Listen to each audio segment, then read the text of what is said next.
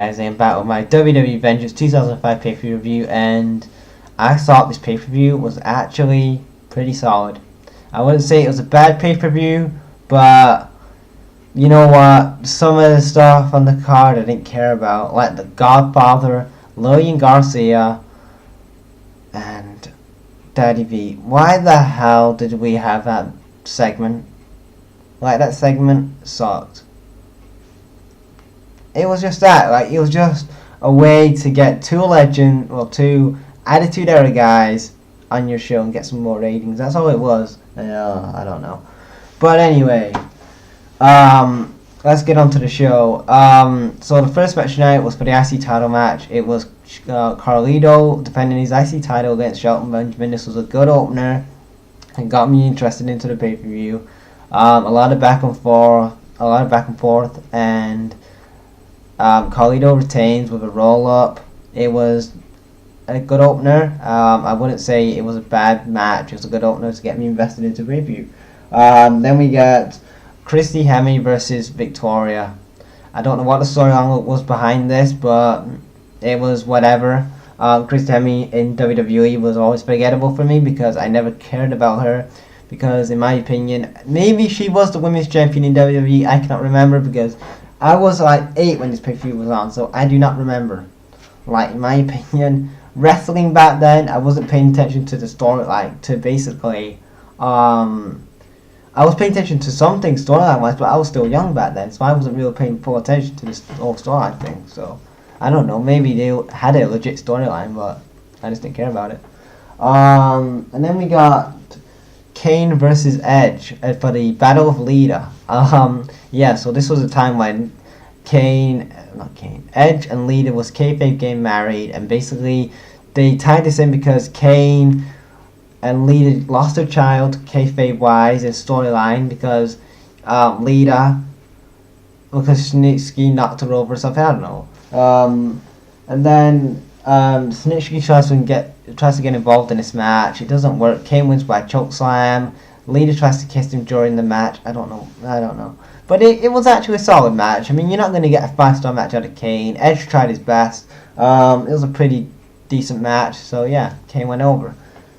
And then we get to the fourth match tonight. It was Kurt Angle versus HBK. This was a really good match. Probably the best match on the pay-per-view. A lot of back and forth here. A lot of submissions. A lot of chain wrestling and stuff like that. Shawn Michaels goes over with the super kick. Then we get Triple H versus Batista. No, Triple H and Batista brawling backstage. And then we have that terrible segment. I'm not going to talk about it. Then we get to the fifth match tonight. It's triple threat match. It's Cena defending his WWE title against Christian and Jericho. I thought that this match was pretty solid. They had a lot of good spots in it. Obviously, Christian and Jericho working against John Cena because they was the heels at the time. And this was the time when I thought the WWE should have put the title on Christian. Here's a fresh heel. And this was a time where Christian needed to prove himself after breaking up from the tag team with Edge. He really needed a big-time title to really solidify himself as a main event guy. I don't know why they didn't put the title on him, and then he went to TNA after that, which kind of sucks. But yeah, Cena retains with an AA to Christian. Tonka, or whoever his name is, the bodyguard of Christian, interfered in the match. He attacked Jericho and Cena. Then we get to the main event for the world title, and it's Batista defending his world title. He was recently joined SmackDown versus Triple H. I thought that this storyline was really good. It was really thought out. You had the teacher versus the student. It was really good. And in my opinion, Triple H wanted to take down one of his students, one of his kids, to just win back the World Championship because, Batista got a clean win over Triple H at WrestleMania 21. That made him a big star. And Triple H wanted to, beat Batista at his own match, Hell in a Cell, because Triple H he had like a kind of a winning streak going into this Hell in a Cell. He hasn't lost in so many, and then he lost his Hell in a Cell match. It was a good Hell in a Cell match. A lot of weapons like barbed wire, chairs, and ropes and whatever.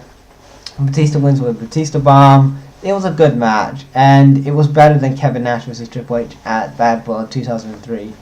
Man, I think any Hell in a Cell match would be better than that. But yeah, and that was the end of the pay-per-view, and Batista retained his title. I would have to say overall, Vengeance 2005 was a good pay-per-view. I wouldn't say it was the best. I would have to rate it probably 6 out of 10, maybe 7, 7.5, I don't know. Around about that, 7.5 I'll give it. I wouldn't say it was a bad pay-per-view. We had some bad moments in the pay-per-view, but we had some good. If you know what I mean, we had some good solid matches like Kurt Angle vs HBK, best match of the night. Batista vs Triple H was really good, and the Triple Threat match was really good as well. So 3 good matches overall, and I cannot complain about that. Brag out, guys.